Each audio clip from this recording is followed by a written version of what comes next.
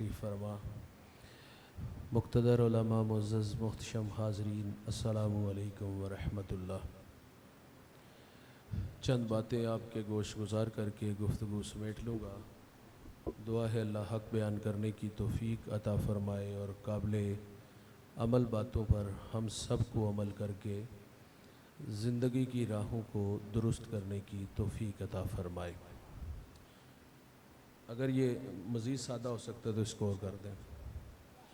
ارشاد باری تعالیٰ ہے، محبوب اگر آپ کا دل سخت اور مزاج تند ہوتا تو یہ لوگ آپ کے گرد کبھی بھی نہ بیٹھتے۔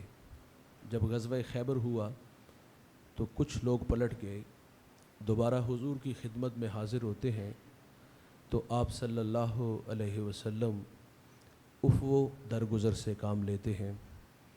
حاضرین مجلس، دین محبت سے پھیلا ہے، دین حسن اخلاق سے پھیلا ہے۔ ایک ہندو شاعر کہتا ہے، یہ لڑتے قبائل کو کس نے بتایا، محبت نہیں ہے تو کچھ بھی نہیں ہے۔ کائنات کی چمک، کائنات کی رونق، یہ سب محبت کے دم قدم سے ہے۔ کریم آقا صلی اللہ علیہ وسلم فرماتے ہیں، تم میں اچھا وہ ہے جس کا اخلاق اچھا ہے، اور وہ اچھا نہیں ہے جس کا اخلاق اچھا نہیں ہے۔ ایک خاتون کا تذکرہ بارگاہ رسالت معاب میں کیا گیا، صوم و صلات کی پابند ہے، لیکن اس کی زبان کے فتنوں سے ہمسایہ محفوظ نہیں، تو فرمایا وہ عورت جہنمی ہے۔ میرے نبی فرماتے، گھر خریدنے سے پہلے ہمسایہ اور سفر کرنے سے پہلے ہم سفر دیکھ لیا کرو۔ ہمسایہ اچھا نہ ملے تو زندگی عذاب ہو جاتی ہے، اور آپ ان لوگوں سے پوچھ کے دیکھ لیں جو اس عذاب میں مبتلا ہیں۔ ہمسایہ صرف اتنا کہہ دینا کہ ڈیک کی آواز تھوڑی سی ہلکی کرو، اس نے ترلا کیا ہے، لجاجت سے کہا ہے، تو ہمسائیگی کے بہت سارے حق ہیں، تقاضا تھا کہ آواز ہی کم کر لیتا، لیکن ہم نے رد عمل دیکھا ہے کہ وہ کہتا ہے گانا میرے گھر میں چلا ہے، تمہیں کیا تکلیف، اور پھر اوباش لڑکوں کو مکان کی چھت پہ لے چڑھے گا اور اس شریف آدمی کی بیٹیوں کو چھیڑے گا، آوازیں کسے گا، کبھی اس کے دروازے کے سامنے گندگی پھینک جائے گا، روڑے اٹکائے گا۔ تو اس لیے فرمایا کہ گھر خریدنے سے پہلے ہمسایہ دیوار کا ہے یا سرحد کا، یہ اچھا نہیں تو زندگی عذاب ہے۔ اور اگر کسی کو اچھا ہمسایہ میسر آ جائے تو یہ بہت بڑی دولت ہے۔ ابو حمزہ ایک بہت بڑے محدث گزرے ہیں، ان کے بارے میں مشہور تھا، لوگ کہتے تھے یہ نشہ بیچتے ہیں، منشیات کا کام نہیں کرتے تھے، بلکہ جب وہ حدیث رسول بیان کرتے تو لوگوں پہ نشہ طاری ہو جاتا تھا۔ ابو حمزہ کا ہمسایہ اس کو بامر مجبوری مکان فروخت کرنا پڑ گیا، اور اس نے باہر لکھ کے لگا دیا کہ 2000 درہم میرے مکان کی قیمت اور 2000 درہم ابو حمزہ کی ہمسائیگی کا لوں گا۔ تو میرے بھائی ایک لمبی لائن لگ گئی 4000 دینار دینے کے لیے، اور جب ابو حمزہ کو پتہ چلا کہ میرا ہمسایہ مکان بیچ کے یہاں سے جا رہا ہے، تو آپ نے خادم کو 4000 دینار دیے، فرمایا جلدی جاؤ اور یہ میرے ہمسائے کو دے آؤ، اور اسے کہنا کہ یہ ویسے ہی رکھ لو لیکن مجھے چھوڑ کے نہ جانا۔ اچھا، کچھ ہمسائے ایسے ہوتے ہیں گلی محلہ بستی شہر، کیا دنیا ہی چھوڑ جائے نا تو لوگ اللہ کا شکر ادا کرتے ہیں کہ فتنہ زمین میں چلا گیا ہے۔ تو تذکرہ خاتون کا ہے بھائی، نمازیں بھی ہیں، روزے بھی ہیں، لیکن زبان کا زہر کوبرا سانپ سے بھی زہریلا ہے، فرمایا جہنمی ہے۔ اور اسی طرح ایک اور عورت کا تذکرہ ہوا، معمول کی نمازیں، معمول کے روزے، لیکن ہمسایہ بڑا مطمئن ہے، تو میرے نبی نے فرمایا وہ عورت جنتی ہے۔ جنت کا معیار میرے بھائی اچھے اخلاق، میٹھے بول ہیں۔ امام منذری الترغیب والترہیب میں ایک روایت لائے ہیں، 6 صدی کے محدث ہیں، حدیث کی معتبر کتاب ہے۔ بارگاہ رسالت معاب صلی اللہ علیہ وسلم میں ایک جوان حاضر ہوا جن کا نام نامی اسم گرامی جابر بن سلیم تھا۔ پہلی ملاقات تھی، اور اللہ نے میرے نبی کو یہ کمال بخشا تھا کہ آپ پہلی ہی ملاقات میں اپنا بنا لیتے تھے۔ ان کے بول بہاروں جیسے اور اصحاب ستاروں جیسے، مٹھیاں مٹھیاں بولیاں مدنی ڈول دیاں، کنا دے وچ رہندیاں مشری گول دیاں، میں لب کے لے آواں کتھوں سونا تیرے نال دا، दुनिया ते आया ना को तेरी मिसाल दा, मीठी मीठी बातें मन में उतरी, ईमान नसीब हुआ। जाने लगे तो अर्ज़ करते आका मेरे दामन में हिकमत के मोती डाल दीजिए। भाईजान जो शख्स अभी अभी ईमान लाया उसको मेरे नबी ने पहली नसीहत क्या की? नमाज, रोज़ा, हज, माल के नसाब हो तो ज़कात दो। नहीं मेरे भाई, पहली नसीहत जो अभी अभी ईमान लाया उसको पहली नसीहत फरमाई ला तुसुब्बन्ना अहदा, फरमाया जाबिर किसी को गाली ना देना, अखलाक सिखाए। और आप फरमाते फिर मैंने सारी ज़िंदगी किसी जानवर को भी गाली नहीं दी। नाराज़ ना होइएगा, माजरत से एक बात अर्ज़ करूँगा, हमारे बच्चे बोलना सीखते हैं तो गालियाँ सीखते हैं, और वो गाली हमारे घर के माहौल से मिली। ज़ाहिर है जब बड़े गाली देते हैं तो बच्चे बड़ों से सीखते हैं। ये तो कोरा कागज़ होते हैं, जो भी तहरीर लिखेंगे वो अनमिट है। अगर आप गाली बोलोगे तो घर से गाली की ही आवाज़ें आएंगी। और हमारा सितम पता क्या है, थोड़ी सी आवाज़ कम रखें, सितम ये है कि हम बाकायदा उस बच्चे की हौसला अफजाई भी करते हैं। रात जब अफराद खाना जमा होते हैं तो उसको छेड़ते हैं कि जो सुबह गाली मुझे दी वो दादा अबू को सुनाओ, पापा को सुनाओ। ये कुछ सुनाने वाली चीज़ तो थी नहीं भाई, तकाजा था अपनी ज़िंदगी से, अपने घर से गाली को निकालते। हमने हौसला अफजाई की, और उस हौसला अफजाई का जो नतीजा होता है ना वो बड़ा भयानक होता है। बड़ा हो के जब हमें गाली देता है ना तो हम कहते हैं हमारी बहू ने तवीज़ डाल दी। उसका कोई कसूर नहीं भाई, वो तो 2-4 माह हुए आपके घर में आए हैं। 25 साल आपके ज़ेरे तरबियत रहा है, गाली का माहौल आपने दिया है। बच्चे बड़ों से ही सीखते हैं, जो सिखाया उसके नतायज आए हैं। आज भुगतना पड़ेगा। एक दम और एक तवीज़ से काम नहीं बनेगा। जितनी मेहनत से बिगाड़ा है ना उतना वक़्त लगेगा उसको सही करने में भी। और औलाद को नेक बनाने का आसान तरीका है कि आप खुद नेक बनो। जब अपने रवैये तल्ख होंगे, गाली देंगे, तो फिर बच्चों से भी तवक्को गाली की ही रखिएगा। वो बड़े होकर देंगे तो फिर ज़्यादा तकलीफ़ होगी, तो वो गाली किसी और के खाते में नहीं डाल लीजिएगा। अगर घर का माहौल कुरान पढ़ने वाला है, मुहम्मद अरबी पे दरूद पढ़ने वाला है, हदीस पढ़ने वाला है, उसके भी नताइज आएंगे। शेख जज़ूली बहुत बड़ा नाम, आप फरमाते दलाइलुल खैरात उम्मत को दरूद पे तोहफ़ा दिया, लिखने का सबब बयान करते। फरमाते मैं सफ़र में था तो नमाज ज़ुहर का वक्त तंग था, एक कुआं तो नज़र आया, पानी निकालने के लिए डोर रस्सी नहीं थी। करीब एक 8-9 साला बच्ची बकरियां चरा रही थी, तो मैंने उसे कहा बेटा अपने गांव से हमें डोर रस्सी ला दो। वो डोर रस्सी नहीं लेने गई। हज़रत से कहती हज़रत कहाँ के इरादे हैं? मंजिल से आगाह किया, किस बस्ती के रहने वाले हैं? डेरा बताया। शेख से नाम पूछ लिया, शेख का नाम बड़ा मारूफ था। जब नाम सुना तो फटी निगाहों से देख के कहती हज़रत नाराज़ नहीं होना, मैंने अपने बड़ों से आपके तक़वा व इबादत के तज़किरे सुने हैं, लेकिन अफसोस कि आपसे एक छोटा सा काम भी नहीं हुआ। शेख फरमाते ये बात क्या है कि बच्ची कुएं पर आई और कुएं पे आके उसने थूक फेंकी तो वो चश्मा बन के पानी ऊपर आ गया। फरमाते मेरा सारा बदन पसीने से शराबूर हो गया कि अल्लाह कहानी क्या है। खैर फरमाते मैंने वज़ू किया, नमाज़ पढ़ी और उस बच्ची को बुला लिया और बुला के कहा बेटा क्या वजीफ़ा पढ़ती हो जिसकी बरकत से ये पानी ऊपर आया? वो कहती सुबह इजड़ लेके आती हूँ, शाम घर चली जाती हूँ। आप फरमाते मैंने उसका तरला किया 10 मैं भी पढ़ांगा, मैं अपने बच्चों को भी तालीम देंगा। तो उसने कहा हज़रत मुझे एक बात पे फ़ख्र है, मैं सारा दिन बकरियां भी चराती हूँ और सोने मोहम्मद पे दरूद भी पढ़ती हूँ। उसने कहा मैंने तो हुजूर की सुन्नत को अदा किया है। हुजूर एक सफ़र में थे, पानी की ज़रूरत थी, सरेरा कुआं आया तो मेरे नबी ने उस कुएं में अपना लवाब दहन फेंका तो वो चश्मा बन के पानी ऊपर आ गया। मैं फ़र्ज़ मोहब्बत अदा कर रहा हूँ, किसी की अदा को अदा कर। जो सिखाओगे मेरे भाई उसके नताइज ज़रूर आएंगे, अच्छा सिखाओगे तो अच्छे आएंगे।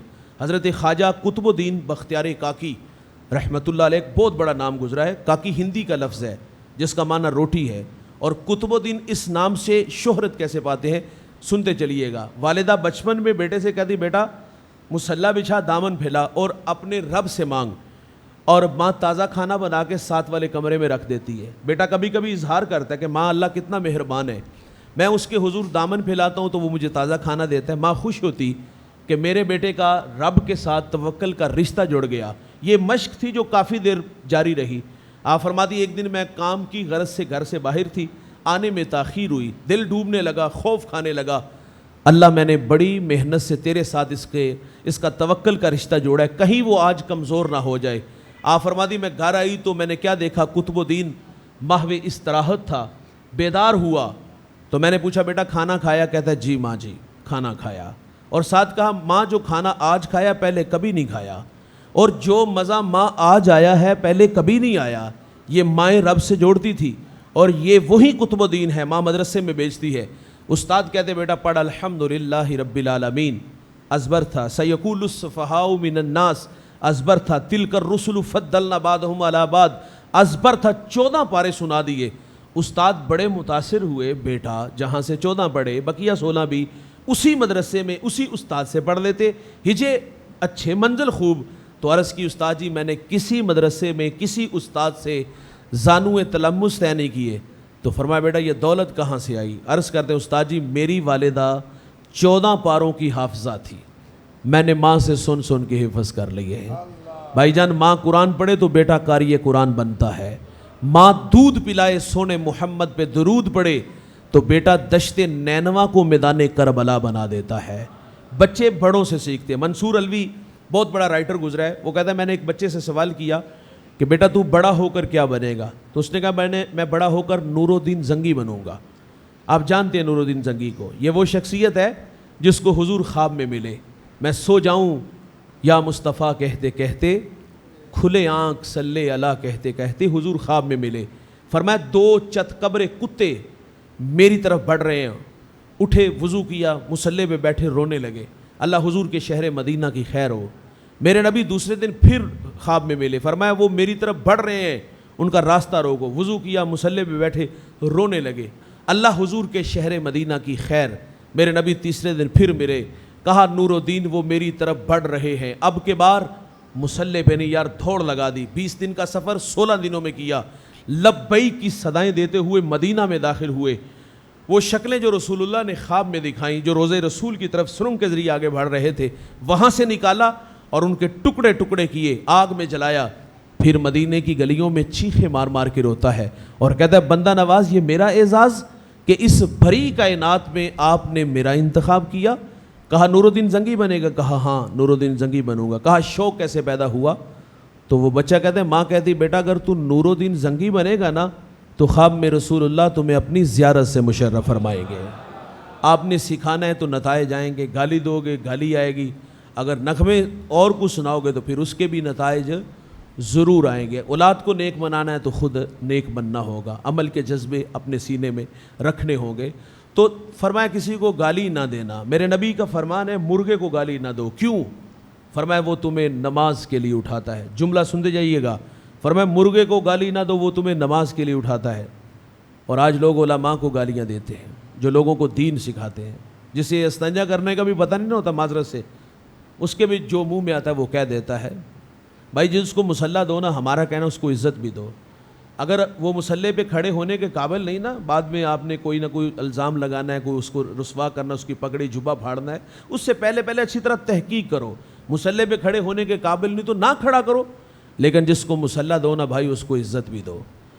لیکن ہمارے ہاں ایسا کیا ہوتا کہ لاتے حضرت بنا کے اور پھر ذلیل کر کے 20-25 سال بعد باہر نکال دیتے ہیں کوئی نہ کوئی الزام لگا کے۔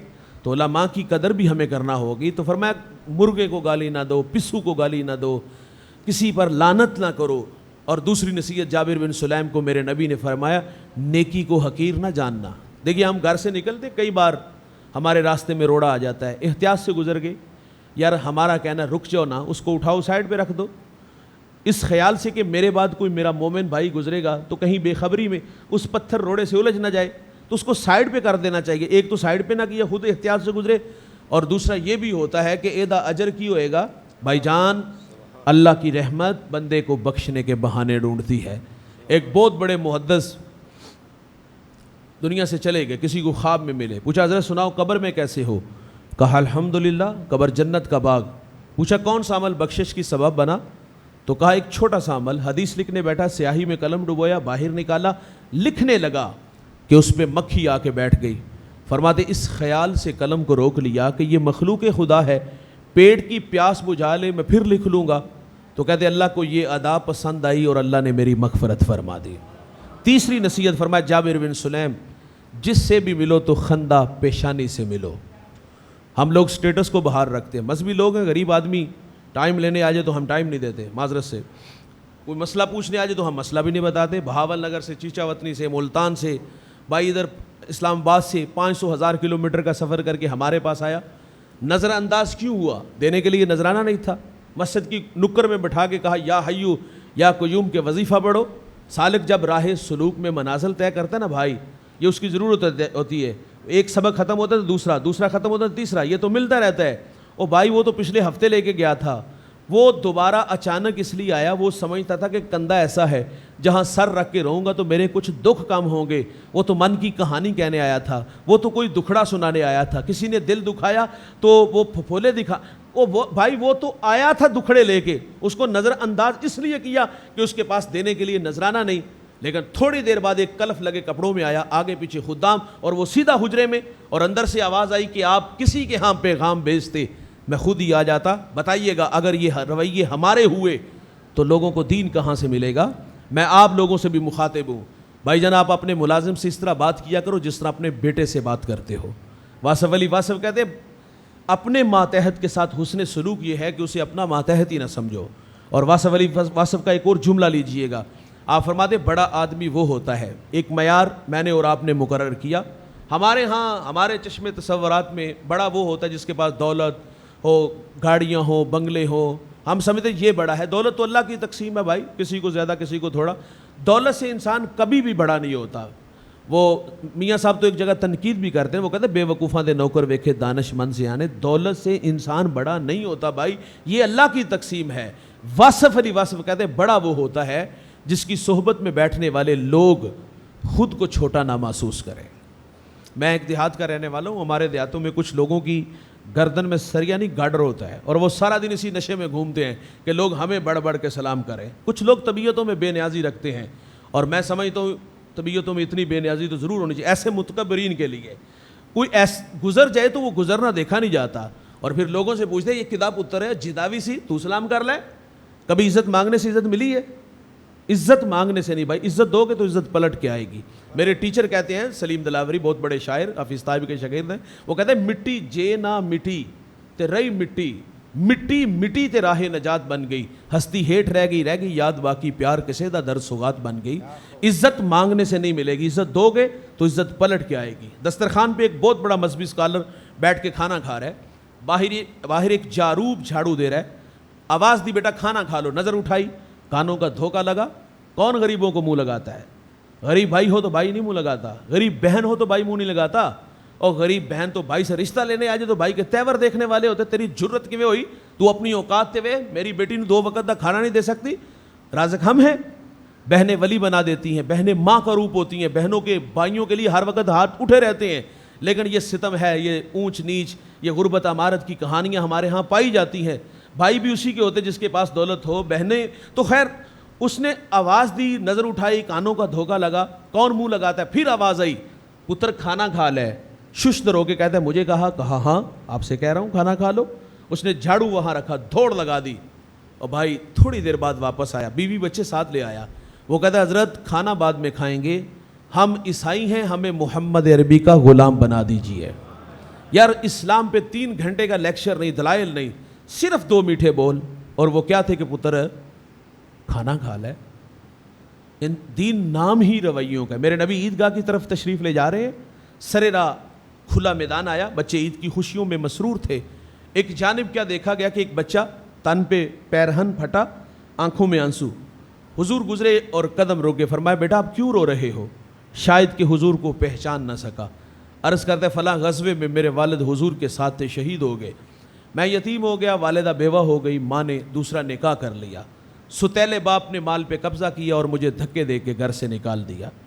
سنیے گا یار, حضور فرماتے بیٹا کیا تو اس بات پہ راضی نہیں کہ محمد تیرے باپ لگے, عائشہ تیری ماں لگے, فاطمہ تیری بہن لگے, علی چچا, حسن و حسین بھائی لگے. وہ بچہ کہتا ہے یہ رشتے میرے ہیں؟ کہا ہاں آج سے تیرے ہوئے. وہ کہتا ہے اگر یہ رشتے میرے ہیں تو مجھے اور کیا چاہیے.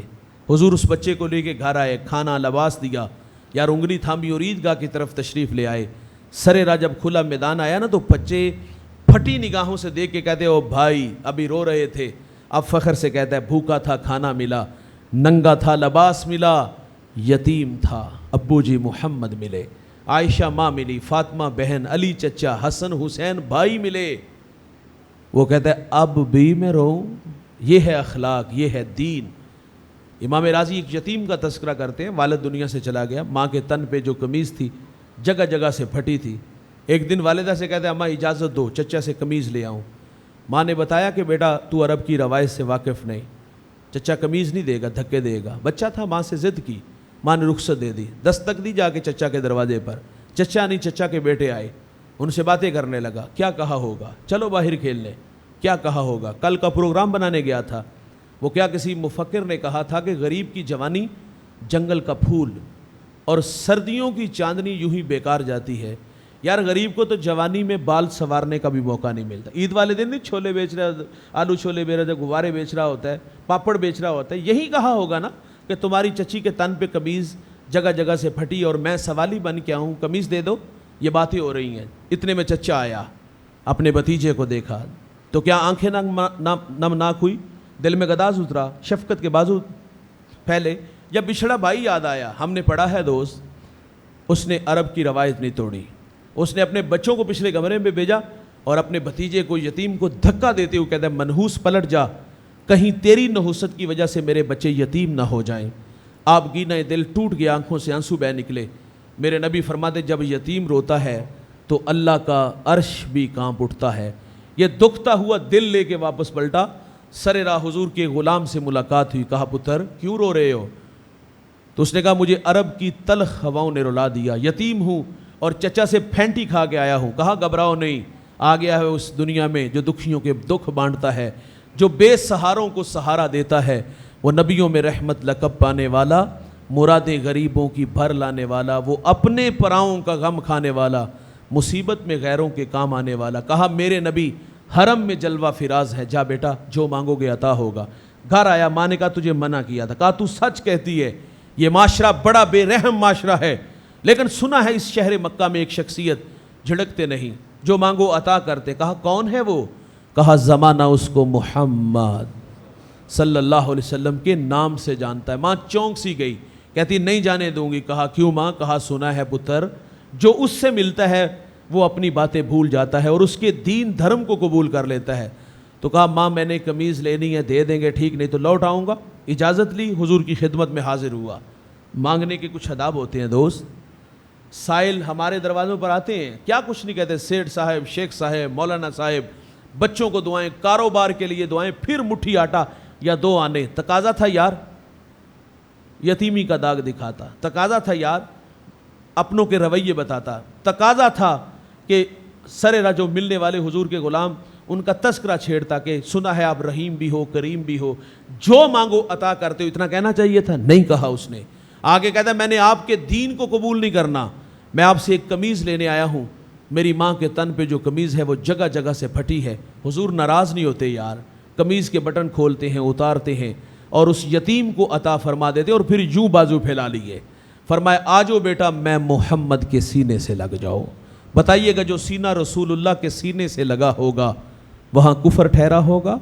بھائی جس سے بھی ملو تو خندہ پیشانی, بلا امتیاز ملا کرو. یہ امیر ہے, یہ غریب ہے, یہ کمی ہے, یہ چودھری ہے. یہ بت ہم لوگوں نے بنائے. کچھ لوگوں کی طبیعت میں دل بری نہیں ہوتی یار, وہ ہاتھ ملاتے ہیں تو یہ پورے بھی نہیں ساتھ ملاتے. تو ایسے لوگوں سے ہاتھ ملانے کی ضرورت بھی کوئی نہیں. ہمارا کہنا کہ بلا امتیاز امیر غریب کمی چودھری, یقین جانا مسکرا کے ملنا شروع کرو تو آپ کو ایسا لگے گا کہ آپ کا پورا رینالہ خردی جو نا وہ مسکرا رہا ہے. ایک نصیحت میرے نبی نے یہ بھی فرمائی کہ جابر بن سلیم کسی کو شرمندہ نہ کرنا. ہم قدم قدم پہ کرتے ہیں. مسجد بازار کی نکر پہ ایک جھگڑا شور سنائی دی. اگر جم گٹھے میں بھی داخل ہوا, ایک دوسرے کو رسوا کر وجہ پوچھی. اس نے کہا قرض لینا. میں نے کہا ایسے زاویے میں سوال کرے, عزت نفس کا خیال رکھے. بعض لوگوں کی بری عادت بھی ہوتی, قرض لے لیتے ہیں واپس نہیں کرتے. میں نے کہا کتنا قرض ہے؟ کہتا ہے 150 روپیہ. برسر بازار اللہ کے بندے کو 50 لوگوں میں ذلیل کر دیا. یہ بازار کا ماحول ہے. اور مسجد کا ماحول دیکھ لو, کو بندہ نماز پڑھنے آ جائے نا, انتہائی معذرت سے ہمارے نمازیوں کے رویے بھی بڑے تلخ ہوتے ہیں. گناہ گار کے لیے امتحان بڑے ہوتے ہیں نا, ماضی انسان کا اتنی جلدی پیچھا نہیں چھوڑتے. وہ تو بیچارہ کسی کو تبلیغ کر رہا ہو نا گناہ چھوڑ کے, تو پرانا یار مل جائے, دوست مل جائے, وہ اس کی تبلیغ کو غیر مؤثر کرے گا. وہ راتیں بھول کے جب رنڈیوں کے ساتھ گزارتے تھے, شراب خانوں میں گزارتے تھے. آج حاجی ثناء اللہ بنا بیٹھا ہے, دکھی ہو کے یہاں آتا ہے ہمارے پاس, وہاں زبانیں شائستہ ہوں گے. میں جاؤں گا تو عزت کی جا پہ کھڑا ہوں گا. تو جو ہی اس کے قدم مسجد میں آتے تو ہمارے رویے کیا ہوتے؟ ہم کہتے لو 100 چوہے کھا کے بلی حج نو چلی. تینوں مسجد آ کے نبھایا. ہم کہتے ہیں چور چوری چھوڑ دیتا ہے, ہیرا پھیری نہیں چھوڑتا. جوتے چرانے آئے ہو, وہ بھی کہتے ہیں اللہ اب جاؤں تو کہاں جاؤں. نہ پرانے یار جینے دیتے ہیں, نہ مسجد کے نمازی جینے دیتے ہیں. یہ مسجدوں کا ماحول ہے بھائی, قدم قدم پہ ذلیل کر دیتے ہیں. اور آپ گھروں کا ماحول دیکھ لو کتنا تلخ ہے. اور بالخصوص یہ جو سسرال کا معاشرہ ہے, معذرت سے یہ تو انتہائی ظالم معاشرہ ہے. میں نے ایک ریسرچ پڑھی ہے کہ 60% بچیاں سسرالی رویوں کی وجہ سے دکھی ہیں. بہو سے چینی کا کپ ٹوٹ جائے نا, کیا اوقات ہے اس کی. جو گھر میں تماشا لگتا ہے وہ آپ لوگ بھی اچھی طرح جانتے ہو. ہمارے معاشرے میں 4 طرح کے لوگ ہیں. ایک نمائش والے ہیں, وہ بہت سارے ہیں. دوسرے ڈیمانڈ والے ہیں, اور تیسرے بہروپیے ہیں جو اچھا بننے کی اچھی ایکٹنگ. نہیں جی جنہیں تی دے دی تھی پیچھے کی رہ گیا, لیکن ایک ہفتہ نہیں گزرتا تو کٹہرے میں کھڑا کیا جاتا ہے اور ذلیل کیا جاتا ہے. یہ اسی کی بات ہو رہی ہے کہ چینی کا کپ ٹوٹا ہے نا. اور چوتھے ہیں جو کہتے ہیں کہ جس نے بیٹی دے دی پیچھے کیا رہ گیا. یہ انگلیوں کے پوروں پہ گنے جاتے لوگ ہیں. چینی کا کپ ٹوٹ گیا تو تماشا لگا, گھر سے لائی ہوتی تو تجھے قدر ہوتی. مجھے ایک بیٹی نے کال کی, وہ کہتے جہیز لیٹ ہوا تو میری ساس مجھے بہانے سے, کبھی کہتے میرے برتن میں مجھے کھانا دو, میرے گلاس میں مجھے پانی دو. یار ہم نے ان لوہے کی چیزوں کے ساتھ شادی کی ہے, قدرے ہی کوئی نہیں رہی. تو ایک چینی کا کپ ٹوٹ جائے تو تماشا لگ جاتا ہے. گھر سے لائی ہوتی تو تجھے قدر ہوتی. اگر کسی بات میں ناراضگی ہو, ہم کہتے ہیں بلاؤ دے پچھلے انو. ہم نے رونق بھرے لہجے دیکھے ہیں. وہ بیچارے کون سا ڈنڈے سوٹے لے کے آتے, بوڑھی ماں چادر اور بوڑھا باپ پگڑی رکھ دیتا, معاف کر دو جی, شرم بھی نہیں آتی داماد کو یار. رونق بھرے لہجے دیکھے ہم کہتے ہیں یہ آخری بار ہے, آئندہ ہوا تو اس کو اپنے گھر میں رکھنا. یہ رویے ہیں. وہ بیٹی کے آگے بھی ہاتھ جوڑتے, پتر سرخ جوڑا پہن کے آئی تھی, سفید پہن کے قبروں میں چلے جانا. حسرت بھری نگاہوں سے دیکھتی ہے, کبھی گھر کی رونق تھی, جگر کا ٹکڑا تھا, اور آج یہ مرنے کی دعوت دے رہے. 2 وقت کا کھانا نہیں دے سکتے, چارپائی نہیں دے سکتے. وہ بیٹی کو سمجھا کے جاتی ہے, اگر تو طلاق لے کے آ گئی نا, 2 بہنیں گھر میں بیٹھی ہیں, کون رشتہ دیکھنے آئے گا. مارے کھاتی ہے, دکھ سہتی ہے, اور دکھ سہ کی قبروں میں چلی جاتی ہے. کچھ زخم ملے نا سسرال سے, بہانہ بنا لیتی ہے, سیڑھیوں سے گری ہوں. یہ ہے رویے سسرال کے. اچھا ایک اور بات, اگر شادی کے بعد اولاد نہ ہو تو ہم نے بے اولاد عورتوں کا حشر سسرال میں جانوروں سے بدتر دیکھا ہے. اس کے نوالے گنے جاتے ہیں. اور ہمارے جوان بھی کہتے تو میری وجہ تو رہ رہی ہے, اس میں کوئی شک نہیں. تیری خاطر ماں باپ بہن بھائی سہیلیاں چھوڑ کے آئی ہے. تیری خاطر تیرے ماں باپ کی, تیرے بہن بھائیوں کی, تیرے رشتہ داروں کی غلامی کر رہی ہے. ہاں تیری خاطر ہی ہے نا. اور وہ کہتے تو میری وجہ تو رہ رہی ہیں.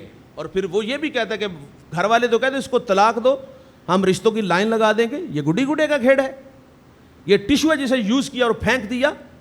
اور یار یہ امتحان ہماری بیٹی کے بھی ساتھ, بہن کے ساتھ بھی تو ہو سکتا ہے نا یار. اولاد دیتا کون ہے؟ اللہ ہی دیتا ہے نا. میں ٹوبا ٹیک سنگھ ایک جگہ حاضر ہوا, میرا جو میزبان تھا اس نے دعا کے لیے کہا, بے اولاد تھا, میں نے دعا کر دی. اور جو تڑپا دینے والی بات تھی وہ کہتے ہیں ہم 6 بہن بھائی ہیں, 5 بھائی 1 بہن, سب شادی شدہ, اور ہم سب بے اولاد ہیں. اللہ کی مرضی ہے بھائی, وہ دے یا نہ دے. اولاد نہ ہو تو ہم جینے نہیں دیتے, اور اگر اولاد ہو تو صرف بیٹیاں ہوں تو پھر بھی نہیں جینے دیتے.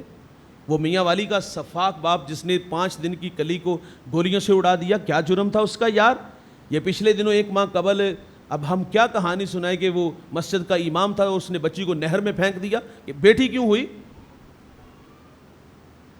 دستار کے ہر پیچ کی تصدیق ہے لازم, ہر صاحب دستار معزز نہیں ہوتا, بڑی بڑی پگڑیاں باندھ لینے سے انسان بڑا نہیں ہوتا.